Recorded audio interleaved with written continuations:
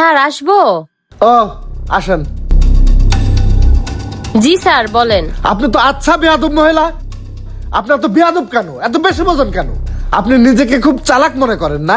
আপনি জানেন আমার লাইব্রেরিতে বই আছে, তারপরে আপনি আপনার ছেলেকে বাইরে থেকে বই কেন কিনে দিচ্ছেন? আপনি কি আমার স্কুলের মান সম্মান নষ্ট করতে আসছেন? শোনেন, এই ধরনের কাজ ভবিষ্যতে আর কখনো করবেন না।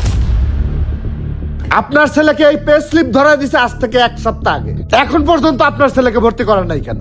স্যার ভর্তি করবো মানে? ওরে তো আমি গত বছরে ভর্তি করেই রাখছি, আবার নতুন করে কি ভর্তি করব? দেখেন, আপনার তো বেশি বুঝেন না। এটা শুধু আমার স্কুলের নিয়ম না, এটা সারা বাংলাদেশের স্কুলের নিয়ম। প্রতি বছরই সেশন ফি দিয়ে আপনার ছেলেকে স্কুলে ভর্তি করতে হবে। পারলে সেশন ফি দিয়ে আপনার ছেলেকে স্কুলে পাঠিয়ে দিবেন, আর না পারলে আপনার ছেলেকে বাইরের স্কুলে ভর্তি করাবেন। স্যার এটা তো এক ধরনের চাঁদাবাজি।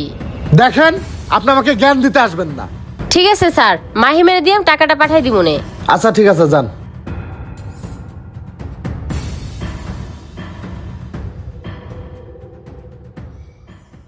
স্যার একটা তো ঝামেলা হয়ে গেছে। মুন্না ভাইয়ের ছেলের নিয়ে তো আর পারি না, হয়তো পড়ালেখা কিছুই করে না, 1 নাম্বার একটা গর্ত। আমার তো মনে হয় সব সাবজেক্টে ফেল করবো। ওরা রাখলে স্কুলের মান সম্মান কিছুই থাকবে না। টিসি দিয়ে স্কুল থেকে বের করে দেন আগে আগেই।